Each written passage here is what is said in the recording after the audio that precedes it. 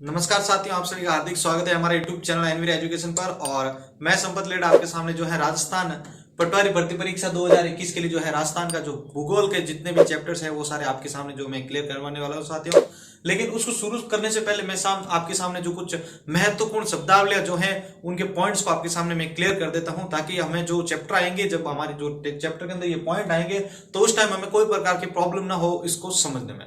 तो ये जो चैप्टर है पूरा मैं जो है इसमें सारी जो इंपॉर्टेंट पॉइंट है उनकी शब्दावलियां जो है वही आपके सामने मैंने रखी है साथियों, जिससे कि आपको आगे आने वाले चैप्टर के अंदर कोई प्रॉब्लम ना हो। वीडियो में आगे बढ़े उससे पहले आपसे निवेदन है कि अगर आप इस चैनल पर नए हैं तो चैनल को सब्सक्राइब कर देना और इस वीडियो को जो है आप लाइक शेयर और कमेंट जरूर करें साथियों। तो शुरू करते हैं आज के इस टॉपिक को। तो ये कि सबसे पहले अपने पास पॉइंट आता है कर्क रेखा का। जब भी आप मैप से रिलेटेड मैप के अंदर जो पॉइंट वगैरह आप जब भी पढ़ेंगे तो वहां पर आपको कर्क रेखा जो वर्ड है आपको बार बार जो सुनने को मिलेगा, तो आपको ये पता लगाना है कि कर्क रेखा किसे कहते हैं या कर्क रेखा होती क्या है। तो देखिए, कर्क रेखा जो होती है यह उत्तरी गोलार्ध में भूमध्य रेखा के समांतर ग्लोब पर खींची गई काल्पनिक रेखा होती है। ठीक है, भूमध्य रेखा पर समांतर खींची गई जो है काल्पनिक रेखा होती है। यह उत्तरतम अक्षांश रेखा है जिस पर सूर्योदय जो है दोपहर के समय लंबवत चमकता है। ठीक है, यह उत्तरतम अक्षांश रेखा है। ठीक है, ये उत्तरतम की जो है अक्षांश रेखा है जो कि जिस पर जो सूर्य जो है दोपहर के समय लंबवत चमकता है। यह है कर्क रेखा से रिलेटेड फैक्ट, या आप पॉइंट मान सकते हो। नेक्स्ट हम देखते हैं मकर रेखा। तो देखिए, मकर रेखा जिसको ट्रॉपिक ऑफ कैप्रिकॉर्न भी कहा जाता है। ठीक है, मकर रेखा पृथ्वी के दक्षिणी गोलार्ध में भूमध्य रेखा के समांतर ग्लोब पर पश्चिम से पूर्व की ओर जो है खींची गई काल्पनिक रेखा होती है। ये देखो, पश्चिम जो है यहां से पूर्व की ओर खींची गई ये एक काल्पनिक रेखा होती है जिसको हम क्या कहते हैं, मकर रेखा कहते हैं। क्या कहते हैं साथियों, मकर रेखा कहते हैं, याद रखना आप। देखिए, ये जो है उत्तरी गोलार्ध में स्थित होती है कर्क रेखा आपके। ये उत्तर दक्षिण पूर्व और पश्चिम। तो कर्क रेखा का कहना है कि मैं उत्तरी गोलार्ध में, ठीक है, ये उत्तरी गोलार्ध में जो है स्थित रहती है। और इसका कहना है मकर रेखा की मैं जो है दक्षिणी गोलार्ध में जो है स्थित रहती है। तो देखो, ये दक्षिणी गोलार्ध नीचे की ओर है। ठीक है, ये उत्तरी गोलार्ध ऊपर की ओर हो गया और ये दक्षिणी गोलार्ध जो है आपके नीचे की ओर हो गया। तो इसका कहना है कि मकर रेखा जो है पृथ्वी के दक्षिणी गोलार्ध, नीचे वाला जो गोलार्ध है आपके दक्षिणी, तो दक्षिणी गोलार्ध में जो है भूमध्य रेखा के समांतर, ठीक है, ग्लोब पर पश्चिम से, ये देखो पश्चिम है यहां पर, तो इस पश्चिम से पूर्व की ओर खींची गई काल्पनिक रेखा होती है साथियों। 22 दिसंबर को जो है सूर्य मकर रेखा पर लंबवत चमकता है। एग्जाम में पूछा जा चुका क्वेश्चन है, इसलिए याद रखना आप। देखिए, 22 दिसंबर जो है उसको जो है सूर्य रेखा मकर रेखा पर जो है लंबवत चमकता है। आगे, मकर रेखा के उत्तरी तथा कर्क रेखा के दक्षिण में स्थित क्षेत्र को उष्ण कटिबंधीय कहते हैं। देखिए, पॉइंट यहां पर बता देता हूं, मकर रेखा के उत्तरी, ठीक है, ये मकर रेखा आपके जो है इसके उत्तरी तथा कर्क रेखा के दक्षिणी, ये कर्क रेखा जो है इसके दक्षिणी, ठीक है, क्षेत्र में स्थित क्षेत्र को जो क्या कहते हैं हम, उष्ण कटिबंधीय क्षेत्र कहा जाता है। क्या कहते हैं, उष्ण कटिबंधीय क्षेत्र।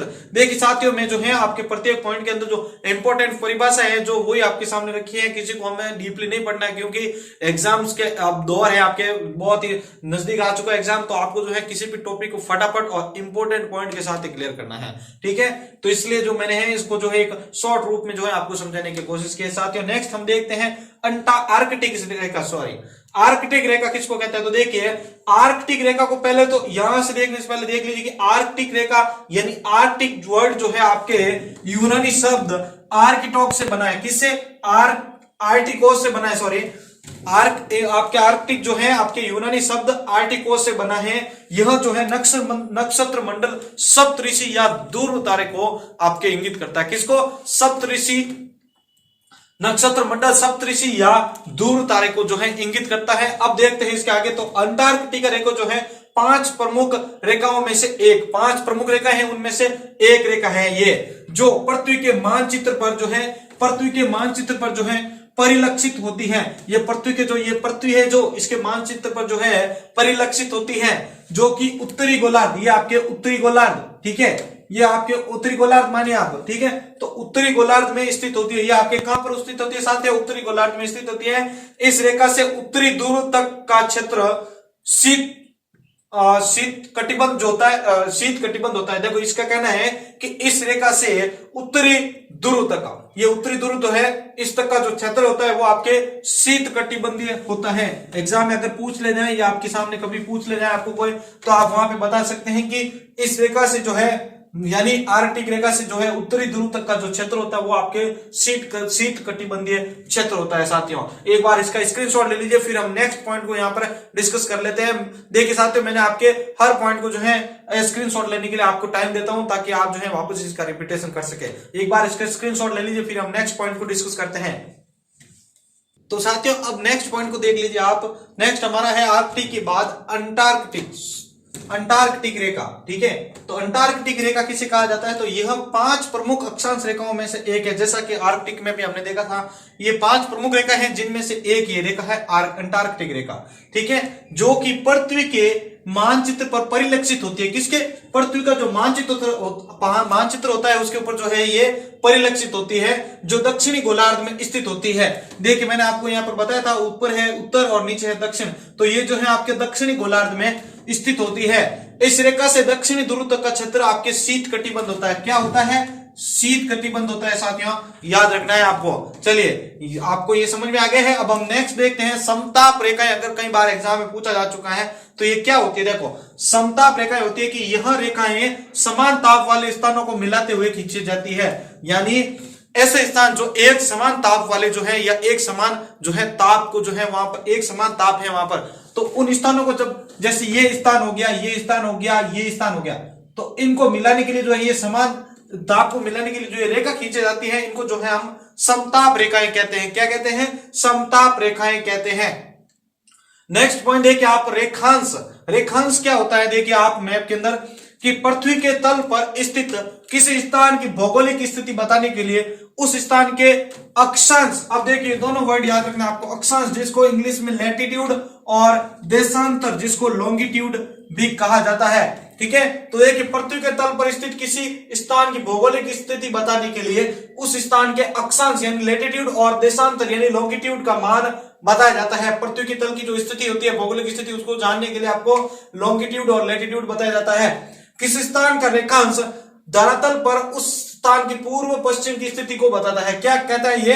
कि किसी स्थान का रेखांश यानी किसी स्थान का जो रेखांश है वो आपके क्या बताता है? धरातल पर उस स्थान की पूर्व से पश्चिम की स्थिति को बताता है, कि वो पूर्व से कितनी दूरी है, पश्चिम से उसकी कितनी दूरी है। तो पूर्व और पश्चिम, तो इनके बीच के जो है वो स्थान कहां पर है, तो वहां से पूर्व या पश्चिम की दूरी वो बताता है। कौन बताता है? आपके रेखांश। कोई बोलता है इतने डिग्री जो है रेखांश पर ये स्थित है, ठीक है, तो वो बताता है कि मैं पूर्व से कितने दूरी हूं या पश्चिम से कितनी दूरी पर स्थित हूं, तो वो आपके रेखांश।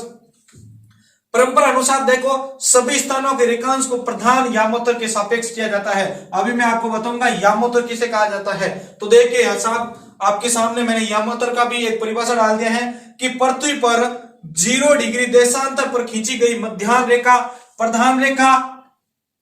मध्याह्न रेखा प्रधान यामोत्तर या ग्रीनविच रेखा कहलाती है। और इसी के बेस पर जो है दुनिया का मानक समय निर्धारित किया जाता है। अगर आपको पता हो तो एक बार वापस रिपीटेशन कर देता हूं इसका। यामोत्तर रेखा पृथ्वी पर 0 डिग्री देशांतर पर खींची गई मध्याह्न रेखा, यानी यहां से ये पोर्शन अलग हो गया आपके कि पृथ्वी पर 0 डिग्री देशांतर पर, ठीक है, देशांतर पर खींची गई मध्याह्न रेखा, जिसे हम प्रधान मध्याह्न रेखा, प्रधान यामोत्तर या ग्रीनविच रेखा कहा जाता है। आपको तीनों में से अगर कोई भी पॉइंट के बारे में पूछे तो इसकी परिभाषा यही होगी। और इनके बेस पे आपको यह भी ध्यान रखना है कि इसी के बेस पे जो है दुनिया का मानक समय जो होता है वह निर्धारित किया जाता है साथियों। ठीक है, तो यहां तक आपके क्लियर हो गया यामोत्तर रेखांश, समताप रेखाएं और अंटार्कटिका हो गया है। नेक्स्ट जो पॉइंट है वो मैं आपके सामने लेके आ रहा हूं, एक बार इसका स्क्रीनशॉट ले लीजिए आप सभी। तो अब हम नेक्स्ट पॉइंट को डिस्कस कर रहे हैं साथियों। एक बार देख लीजिए साइड में आप विशिष्ट आर्द्रता। तो देखिए विशिष्ट आर्द्रता क्या होती है? तो देखिए स्पेसिफिक ह्यूमिडिटी बोलते हैं जिसको इंग्लिश में। तो देखिए आर्द्रता को व्यक्त करने का यह आणविक उपयोगी तरीका है। कौन सा है? आणविक उपयोगी तरीका है ये। हवा के प्रति इकाई भार में जल वाष्प के भार को विशिष्ट आर्द्रता कहते हैं। ध्यान से देखिए यहां पर कि हवा के प्रति भार इकाई, ठीक, उसके अंदर जो है जल वाष्प जो जलवाष्प होता है उसके भार को क्या कहा जाता है साथियों? विशिष्ट आर्द्रता कहा जाता है, स्पेसिफिक ह्यूमिडिटी कहा जाता है। इसे ग्राम प्रति किलोग्राम में व्यक्त किया जाता है, प्रति किलोग्राम, ठीक है, प्रति किलोग्राम में इसको जो है व्यक्त किया जाता है। अगर एग्जाम में पूछ ले जाए कि विशिष्ट आर्द्रता को जो है किसके अंदर व्यक्त किया जाता है, तो आपको बताना है ग्राम प्रति किलोग्राम के अंदर व्यक्त किया जाता है। सापेक्षिक आर्द्रता किसे कहते हैं? तो देखिए किसी निश्चित पर जो है वायु में विद्यमान जलवाष्प की मात्रा और उस वायु के जलवाष्प धारण करने की क्षमता को क्या कहा जाता है? सापेक्षिक आर्द्रता कहा जाता है। और इसे जो है हम प्रतिशत में व्यक्त करते हैं, किसके अंदर? प्रतिशत के अंदर इसको व्यक्त किया जाता है। नेक्स्ट देखिए आप आर्द्रता क्षमता। अब देखिए किसी निश्चित तापमान पर हवा के निश्चित आयतन में अधिकतम नमी या आर्द्रता जो है धारण करने की क्षमता को क्या कहा जाता है? आर्द्रता क्षमता। यानी किसी निश्चित जो तापमान रख दिया गया है, कोई निश्चित तापमान है, उसके अंदर जो है हवा के निश्चित आयतन में अधिकतम नमी या आर्द्रता है, तो उसे हम जो है आर्द्रता क्षमता कहते हैं। यानी उसकी आर्द्रता यानी उसकी जो कैपेसिटी कितनी है उसको जो है हम आर्द्रता क्षमता कहते हैं।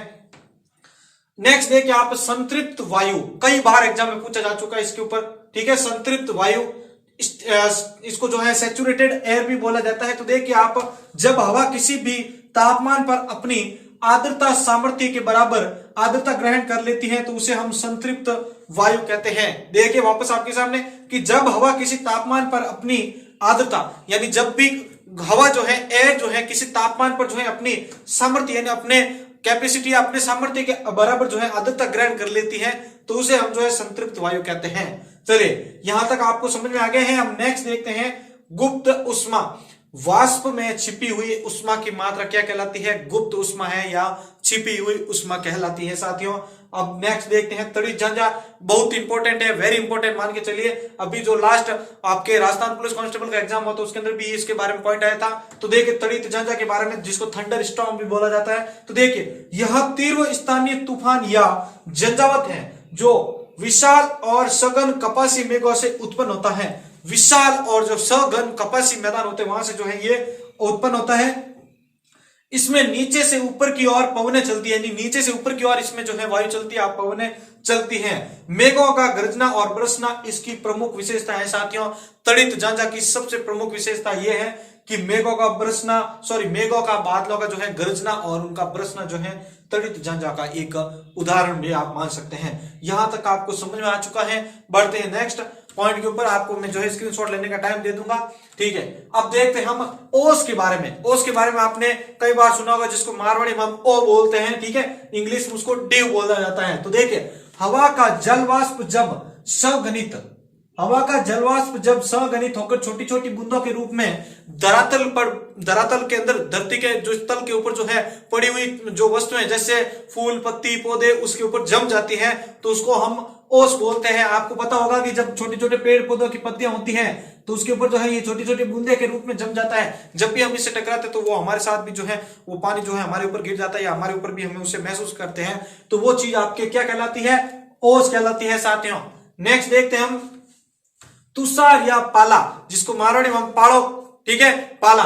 तो देखिए जिसको इंग्लिश में फ्रॉस्ट भी कहा जाता है। अब ये क्या है? जब सघनन की प्रक्रिया हिमांक से नीचे पहुंच जाती है, जो हिमांक होता है उससे नीचे जो सघनन की प्रक्रिया पहुंच जाती है तो जल वाष्प जल कणों के बदले हिम कणों में बदल जाता है। बर्फ के टुकड़े छोटे छोटे उसके अंदर बदल जाते हैं, हिम यानी बर्फ, यानी हिम कणों में बदल जाता है तो उसे तुषार या पाला कहा जाता है। क्या कहा जाता है? तुषार या पाला पड़ा।